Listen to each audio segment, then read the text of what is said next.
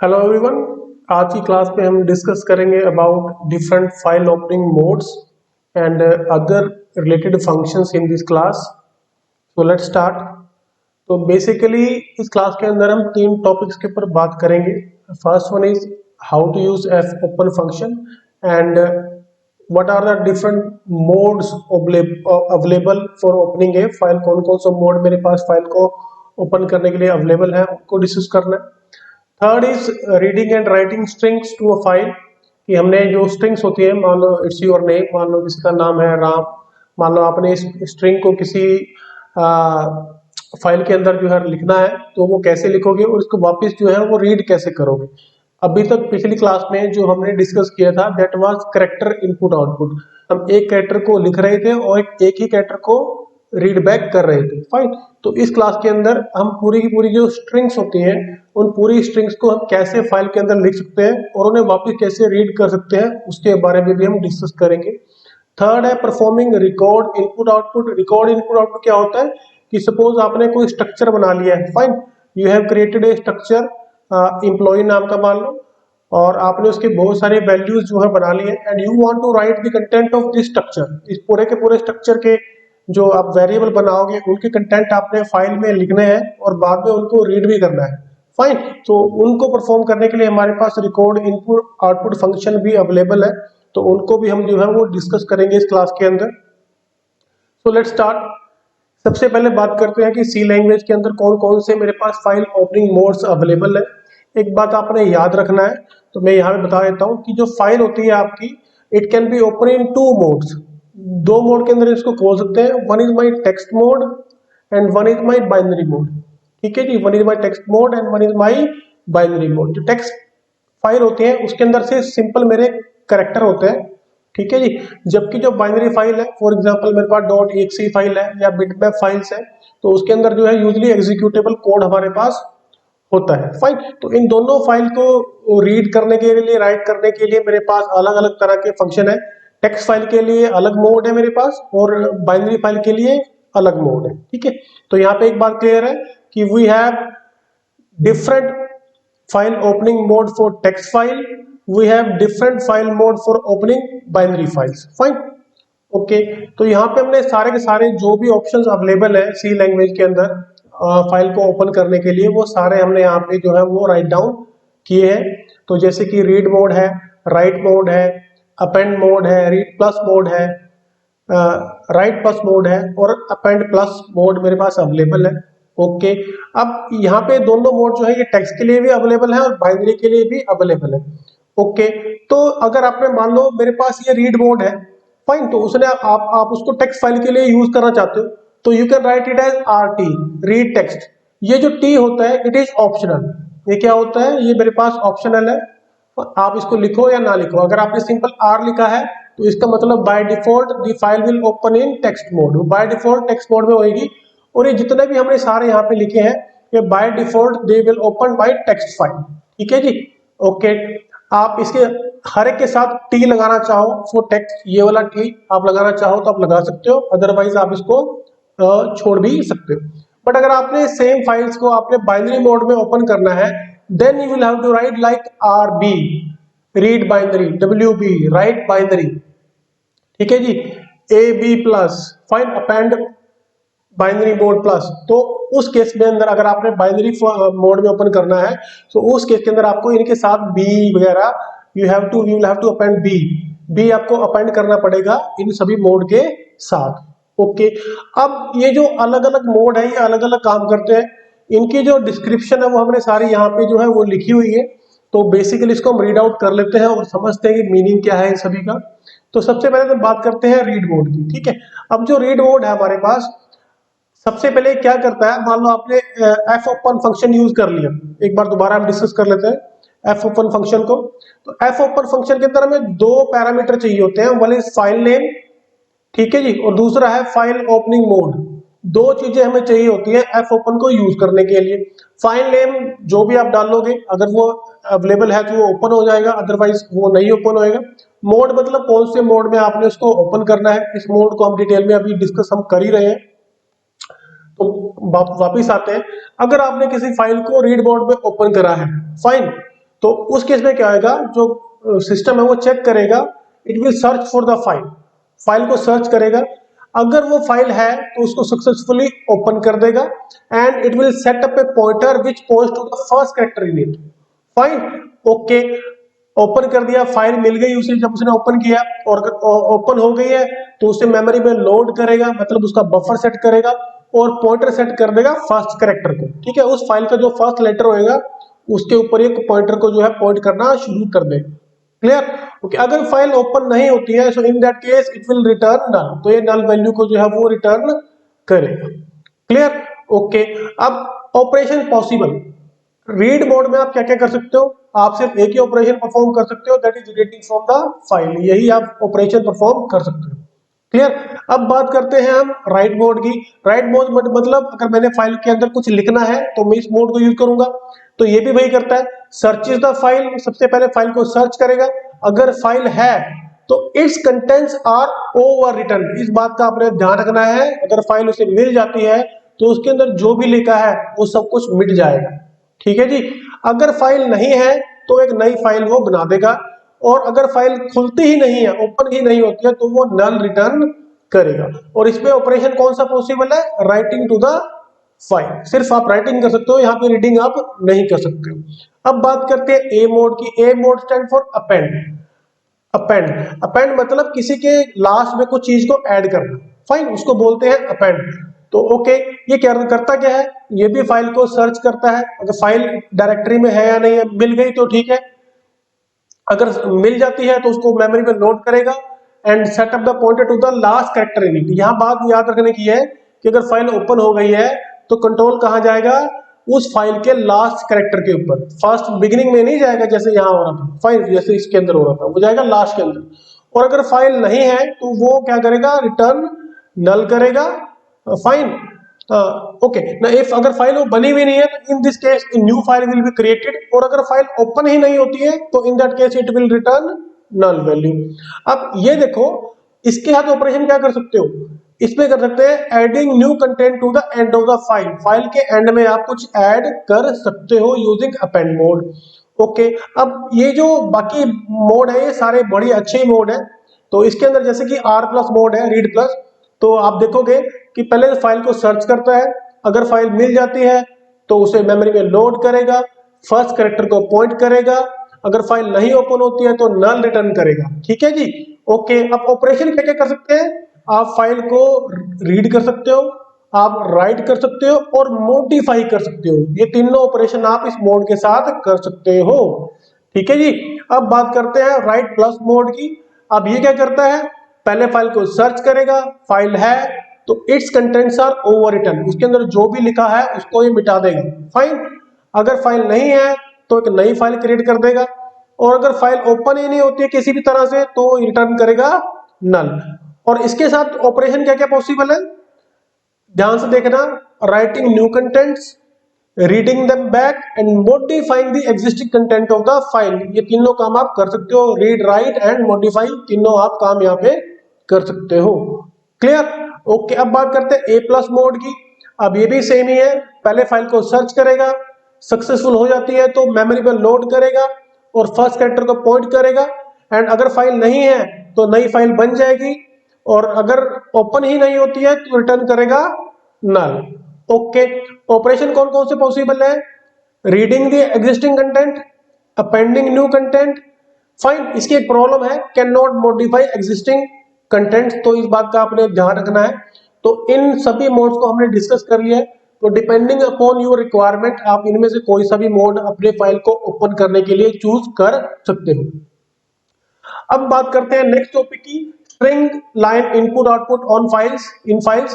तो मान लो अगर मैंने पूरी स्ट्रिंग है, मान लो सपोज किसी का नाम है, सपोज करो its name is Aarti, fine, या कोई पूरा आपकी फुल लाइन आपने लिखी है, you want to write that line to a file, तो वो कैसे परफॉर्म करते हैं, तो उसको परफॉर्म करने का मेरे पास तरीका होता है। ठीक है, तो उसके लिए हमने यहाँ पे दो फंक्शन यूज करे, इस बात का हमने ध्यान रखना। वन इज एफ पुट्स, ठीक है, ये एफ पुट फंक्शन है, ये हम किसी स्ट्रिंग को राइट करने के लिए यूज करते हैं। If I want to write a string to a file, then I will be using fputs function. Okay, हम प्रोग्राम हमने यहाँ पे लिखा है, इसको हम समझ लेते हैं एक बार कि ये वर्क कैसे करेगा। तो आपने ध्यान से सुनना है। हमने हेडर फाइल डाल दी, मेन फंक्शन में आ गए, फाइल का एक पॉइंटर शुरू कर लिया। ओके, एक हमने यहाँ पे लिया कैरेक्टर एरे, ठीक है, क्योंकि हम स्ट्रिंग को यूज करेंगे। तो स्ट्रिंग कहाँ पे स्टोर होती है? कैरेक्टर एरे के अंदर होती है। तो 80 लेंथ का मैंने ले लिया है। ये 80 का क्यों लिया है? क्योंकि जो आपके नंबर ऑफ कॉलम्स होते हैं, number of columns on the screen, they are 80 columns होते हैं। मतलब एक लाइन के अंदर, जैसे कि फुल लाइन है, you can write only 80 characters. तो हमने इसके लिए इसको 80 लिया है, क्योंकि हम यहाँ पे लाइन एक टाइम पे स्क्रीन फाइल के अंदर जो है वो राइट करेंगे। Fine, okay, then you will see कि हमने फाइल को एफ ओपन करा, फाइल को ओपन किया। ये फाइल का नेम है, और इसको हमने राइट मोड के अंदर ओपन किया है, क्योंकि हमने फाइल के अंदर कुछ लिखना है। Okay, if fp is equal to null, अगर फाइल ओपन नहीं होती है तो मैसेज प्रिंट करना है, can not open file and exit, भाई आप एग्जिट कर जाओ। तो printf के जैसे हमारे पास एक पुट्स फंक्शन भी होता है, पुट्स भी सेम कजन ब्रदर है printf का, तो ये स्क्रीन के ऊपर इसको राइट करता है। Clear? Okay, then printf enter few lines of text. अब देखो यहाँ पे क्या है कि मैसेज यूं का यूं प्रिंट हो जाएगा। इसके बाद आप लोगों ने क्या करना है, कुछ लाइनें टाइप करनी है। जो भी आप टाइप करोगे, मान लो कोई आपने पैराग्राफ टाइप कर दिया, आपने कोई ऐसे आपने टाइप कर दिया, तो वो आपने टाइप करना है। और जैसे आप एंटर प्रेस करोगे, क्योंकि एक लाइन लिखने के बाद आप एंटर प्रेस करोगे, तो एंटर प्रेस करते ही वो फाइल, वो जो लाइन आपने लिखी है, that will be stored into the file, वो फाइल के अंदर हमारी स्टोर हो जाएगी। कैसे हो जाएगी देखते हैं, तो ध्यान से देखना यहाँ पे। तो सबसे पहले हमने फंक्शन यूज किया गेट्स। अब जो गेट्स फंक्शन है, ये scanf का ही भाई है। ये क्या करता है, एक स्ट्रिंग को रीड करता है कीबोर्ड से। क्लियर? तो मान लो आपने टाइप कर दिया किसी का नाम, सपोज यू टाइप आरती, ठीक है जी, आरती प्रेस कर दिया, और उसके बाद एंटर आपने प्रेस कर दिया, तो गेट्स हो गया। उसके बाद हमने फंक्शन लगा दिया स्ट्रिंग लेंथ, इसकी लेंथ निकाल ली। मान लो इस केस के अंदर 2 + 2 + 1, फाइन, प्लस नल कैरेक्टर, वो भी काउंट कर लेगा 1 2 3 4 5। तो अगर आ गया है, तो in that case you will see कि that this condition is true, क्योंकि ग्रेटर देन 0 है। तो हम यहाँ पे जाएंगे।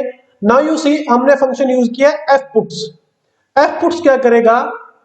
फाइन, तो आपने, क्योंकि अब एक बात और ध्यान से, ये है एस क्या है? Character array. It is a character array. जो भी आपने रीड किया है वो इस एरे के अंदर स्टोर है, और इस कैरेक्टर एरे को हमने लिख दिया कहां पे? फाइल के अंदर। कौन सी फाइल के अंदर? जिसको fp पॉइंट कर रहा है। fp किसको पॉइंट कर रहा है? पोएम डॉट टेक्स्ट को। क्लियर? तो मान लो मैंने आरती लिखा था, आरती को कहां पे लिख देगा? इस fp पॉइंटर के अंदर, मतलब फाइल के अंदर। फिर हमने क्या किया? fputs/fp। तो हमने खुद से ही ये लास्ट लाइन कैरेक्टर की, क्योंकि स्लैश एन क्या होता है? It's A and of the line indicator, तो हमने उसको भी फाइल के अंदर लिखना होता है। तो जैसे आप ये करोगे, तो आरती के बाद, फाइल आरती के बाद /n ये फाइल के अंदर इंसर्ट कर देगा। क्लियर? एंड एक्चुअल के अंदर क्या होता है कि ये इसके साथ दो कैरेक्टर जो है रिटर्न करता है, one is /r and one is /n। Fine, तो दो कैरेक्टर एक्चुअल में इंसर्ट करता है। जैसे आप /n डालोगे, तो जो लाइब्रेरी फाइल्स हैं, जो कंपाइलर है, वो /r को अपने आप से डाल देता है। /r जो होता है, it stand for carriage return. ठीक है, कैरेज रिटर्न के लिए ये होता है। फाइन, उसको दोनों को इंसर्ट करना है। और ये आपकी लूप तब तक चली जाएगी जब तक कि आप कोई खाली स्ट्रिंग इनपुट नहीं करते जिसकी लेंथ 0 से कम हो। ये तब होएगा if you will press enter की 2 टाइम्स। जैसे आप 2 बार एंटर की दबा दोगे ना, तो ये लूप जो है फॉल्स हो जाएगी, और आपका प्रोग्राम जो है वो खत्म हो जाएगा, मतलब लूप से बाहर आ जाएंगे। f-close fp, आपकी फाइल जो है बंद हो जाएगी, and it is the end of the program. तो मान लो कि आपने कुछ लाइनें लिखी हैं, ये कुछ लाइनें लिखी हैं, so they will be store into your file. कौन सी फाइल के अंदर? पोएम डॉट टेक्स्ट के अंदर ये आपकी सारी स्टोर हो जाएंगी। अब हम प्रोग्राम लिखेंगे इसको रीड करने का। ठीक है, क्या करने का? रीड आउट करने का, क्योंकि हमने फाइल में स्टोर तो करा दी। अब मैं अपनी फाइल को चेक करना चाहता हूं कि क्या सच में इसके अंदर कुछ लिखा भी गया है या नहीं गया है। तो उसके लिए हमने यहाँ पे प्रोग्राम लिखा है। तो एक बात और, आपने यहाँ पे string.h को भी डाल लेना है, क्योंकि आपने स्ट्रिंग लेंथ फंक्शन जो है यूज किया है, तो string.h को भी आपने यहाँ पे ऐड करना है, और इस प्रोग्राम को रन करके देखना है। क्लियर? तो सेम यहाँ पे भी if you want you can use string.h, but I think जब प्रोग्राम को हम चेक करेंगे वी विल सी कि हमें रिक्वायरमेंट है या नहीं है। तो सेम फाइल पॉइंटर ले लिया, कैरेक्टर एरे ले लिया, फाइल को ओपन किया, फाइल का नाम बताया और इस बार बताया है कि हमने फाइल को सिर्फ रीड करना है, जो we just want to read the file, file को सिर्फ रीड करना है। अगर फाइल खुल जाती है तो ठीक है, अगर खुलती नहीं है तो ये कंडीशन ट्रू रहेगी, तो करेगा puts cannot open file and exit, program खत्म। एग्जिट क्या करता है, पूरे प्रोग्राम को ही खत्म कर देता है आपके file, and the control will be return to the operating system. अगर फाइल ओपन हो गई है तो हम यहाँ पे जाएंगे, तो यू विल सी हियर, अब हम यहाँ पे फंक्शन यूज कर रहे हैं एफ गेट्स, फाइल गेट्स।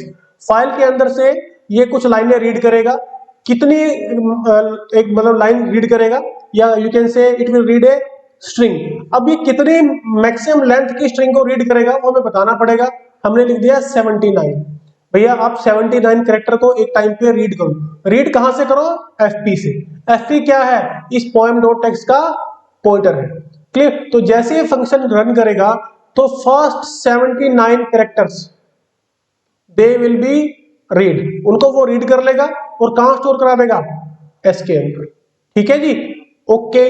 अब अगर मेरी फाइल पूरी खाली हो जाए, मान लो मैंने पूरी फाइल को रीड कर लिया, फाइन कुछ भी नहीं बचा, सारी लाइनें मैंने रीड कर ली है, so in that case this condition will become true, क्योंकि लास्ट में अगर इसे कुछ नहीं मिलेगा एफ गेट्स को तो वो रिटर्न करेगा नल। अगर एफ गेट्स को फाइल के अंदर से कुछ भी नहीं मिल रहा है तो उस केस के अंदर ये नल को रिटर्न करेगा, कंडीशन हो जाएगी फॉल्स, हम लूप से बाहर आ जाएंगे। बट अभी थोड़ी देर पहले हमने इस फाइल के अंदर ये लाइनें लिखी थी, तो खाली तो नहीं है, तो सबसे पहले फर्स्ट लाइन को रीड करेगा, दिस वन।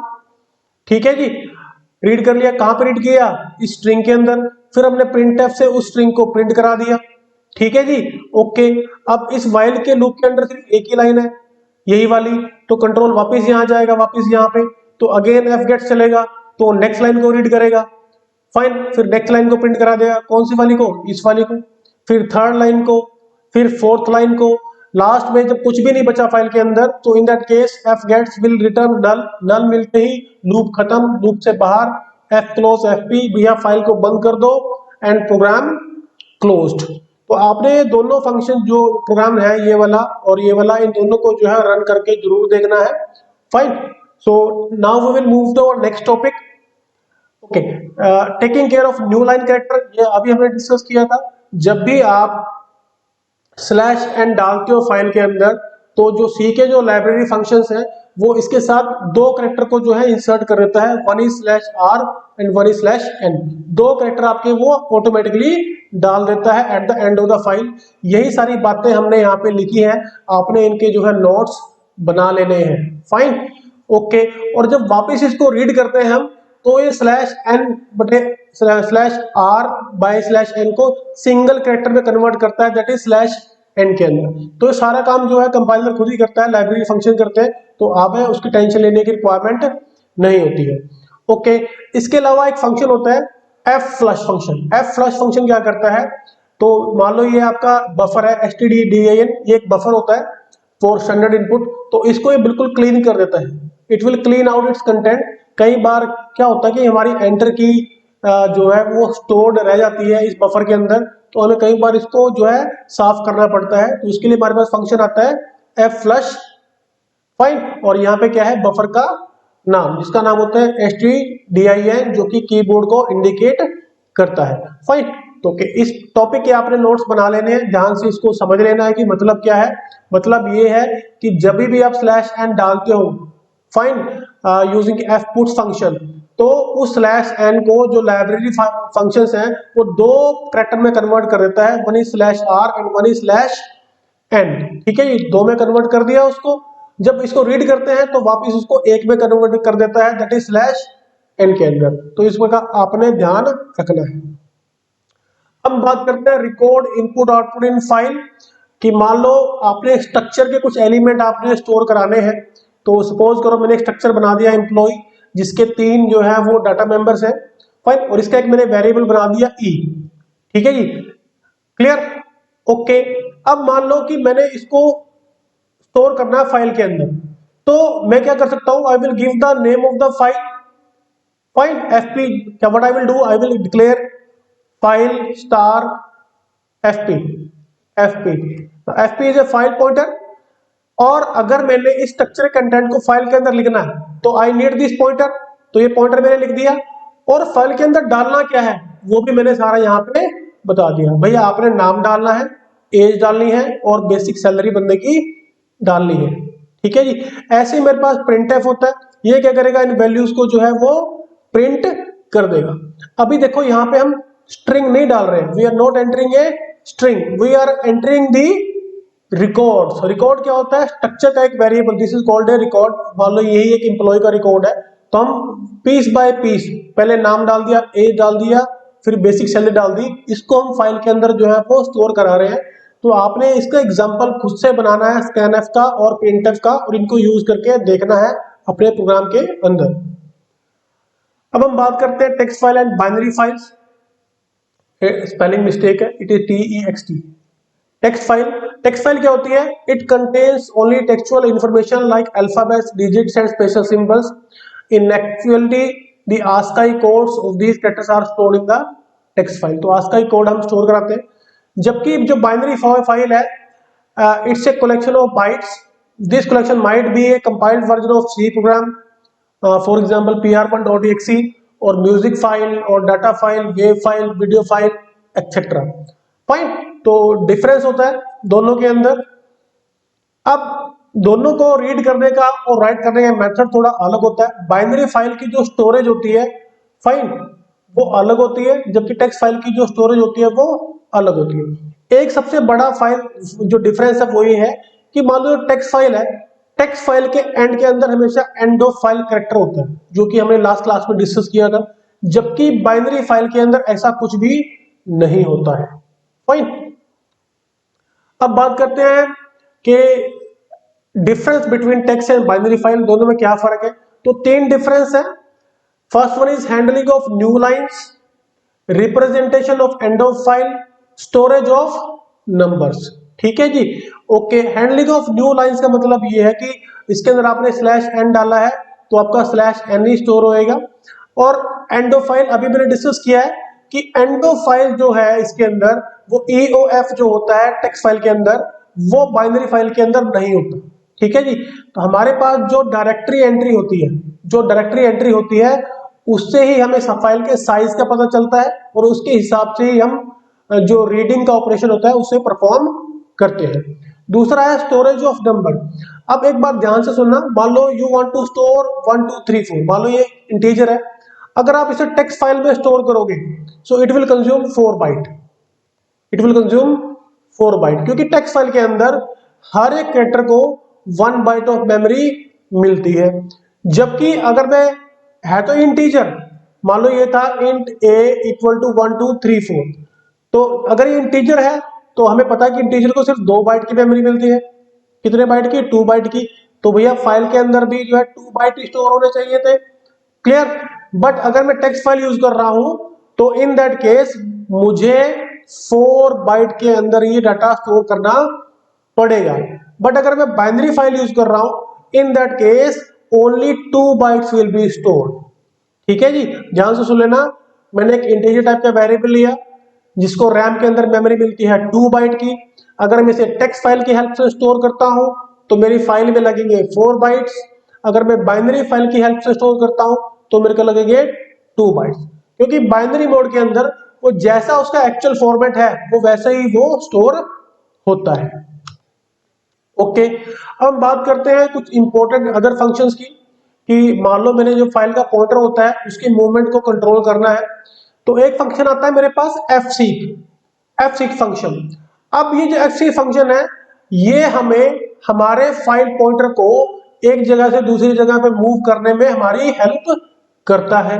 ठीक है, ओके। अब दूसरा आता है ऑफसेट कंट्रोल, क्योंकि जब भी हम अपने फाइल पॉइंटर को मूव करेंगे तो हमें पॉइंट चाहिए होता है कि कहां से मूव करना है। सीक एंड मतलब फाइल के एंड के हिसाब से मूव करो, सीक कर मतलब सीक करंट पोजीशन के हेल्प से मूव करो, सीक सेट मतलब आप उसको शुरू के हिसाब से जो है उसको यूज करो। और एग्जांपल कैसे होता है, एफ सीक, इस तरह से जो है आप एफ सीक फंक्शन को जो है वो यूज करते हैं। F seek F P file pointer, ठीक है जी। जीरो मतलब here you are mentioning the size कि कितनी दूर आपने मूव करना है, कितने बाइट आपने मूव करने हैं, या कितने रिकॉर्ड आपने मूव करना है। सीक एंड मतलब एंड के हिसाब से, जो फाइल का एंड है उसके हिसाब से आपने उसको मूव करना है। ओके, एक फंक्शन होता है मेरे पास ftl। जो ftl फंक्शन है वो क्या करता है, वो हमें बताता है कि current position of the pointer, कि पॉइंटर इस टाइम पे कहां पे है फाइल के अंदर। तो उसको हम अगर यूज करना है तो हम इस तरह से यूज करते हैं, मान लो position is equal to ftl fp, fp is a file pointer. तो जहां पे भी कर्सर होएगा उसको डाल, उसके उसका जो लोकेशन है वो डाल देगा इस पोजीशन फोल्डर के अंदर। फाइन, तो ये तीन चार फंक्शन हम यूजली यूज करेंगे जब भी आप कोई अच्छा प्रोजेक्ट बनाओगे यूजिंग फाइल्स को लेके। तो और इसके अलावा ये है कि जो ऑफसेट कंट्रोल है इसको आपने डिटेल में एक बार और खुद से इसको सेल्फ स्टडी करनी है। ये टॉपिक मैंने ब्रीफली डिस्कस किए हैं, very briefly. If you want to actually develop some project तो आपको इसको और थोड़ा सा एक्सप्लोर करना पड़ेगा। क्लियर? तो जो आपका एफ सीक फंक्शन है ये आपको यूज करके देखना पड़ेगा। इसके अलावा जो ऑफसेट कंट्रोल है ये तीनों आपको रन करके देखने पड़ेंगे। फाइन, कि ये पॉइंटर को कहां पे लेके जा रहे हैं, करंट की हेल्प से जा रहे हैं, एंड की हेल्प से जा रहे हैं, और सीक सेट क्या कर रहा है आपका, उसकी हेल्प आपको चेक करना है। और एफ सीक जो है वो आपने यूज करके देखना है। सिमिलरली आपने एफ टेल को भी यूज करके देखना है। फाइन, ओके, क्योंकि हमने यहाँ पे एग्जांपल को मेंशन नहीं किया, here we are just discussing the briefly the function available for movement in a file. अगर मैंने फाइल में कहीं मूवमेंट करनी है, मतलब कहीं पे भी जाना है फाइल के अंदर, तो हम यूज करते हैं इन सारे फंक्शन का, स्पेशली एफ सीक का। अगर आपको एफ सीक का फंक्शन प्रॉपर्ली आता है so it means you can manage A file very well. Okay, अब जो रिकॉर्ड इनपुट आउटपुट है, तो बाइनरी फाइल के अंदर हम दो फंक्शन यूज करते हैं, one is F right and one is my F read. Fine, ये बाइनरी मोड में हम इसको यूज करते हैं। तो मान लो कि मेरे पास वही सेम एक स्ट्रक्चर है जिसका नाम एम्प्लॉय है, मैंने उसका एक वेरिएबल बना दिया। फाइन, और उसके अंदर मान लो कुछ डाटा स्टोर करा दिया, उसका नेम, एक इस वेरिएबल के अंदर बंदे का नेम डाल दिया, उसकी एज डाल दी और बेसिक सैलरी डाल दी। अब मेरे को अगर हार्ड डिस्क में स्टोर कराना है इन बाइनरी मोड तो मैं एफ राइट का फंक्शन का यूज करता हूँ, और वापस अगर रीड करना है तो उसके लिए एफ रीड फंक्शन का मैं यूज करता हूँ। फाइन, और इसको चाहिए क्या, इसको चाहिए तीन चीजें, the content that is address of the variable और the record, size of the record. अब जो साइज ऑफ ऑपरेटर होता है ये किसी भी वेरिएबल का साइज रिटर्न करता है, ठीक है जी, साइज रिटर्न करेगा। तो इस केस में ई का जो भी साइज होएगा that will be return here. Okay, next parameter is the number of records. Number of records, भी कितने रिकॉर्ड आपने एक टाइम पे लिखने हैं। फाइन, तुमने वन लिख दिया, it means I want just want to write one record.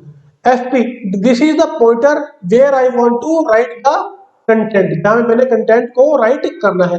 इसका ऑपोजिट होता है मेरे पास एफ रीड। एफ रीड उसको रीड करने के लिए हम यूज करते हैं। ओके, अब बात ध्यान रखनी है कि जो आपका एफ राइट है और एफ रीड है they are use when you are working with your binary files. तो इसके साथ ही आपने एफ रीड और राइट के प्रोग्राम खुद से बना के देख रहे हैं, क्योंकि इसके एंड में हम एक प्रोजेक्ट बनाएंगे।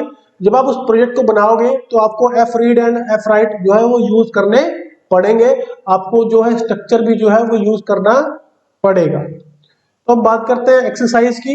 तो आपने क्या करना है, पूरा का पूरा लाइब्रेरी मैनेजमेंट सॉफ्टवेयर बनाना है with the help of files. इसके अंदर क्या क्या काम होएगा, बुक इशू का, ठीक है जी, बुक रिटर्न का, बुक एंट्री का, ठीक है जी, और बुक सर्च का। ये चार ऑप्शन इसके अंदर होने चाहिए। फाइन, इसकी हेल्प तो इस तरह से आपका प्रोजेक्ट जो है वो बनना चाहिए।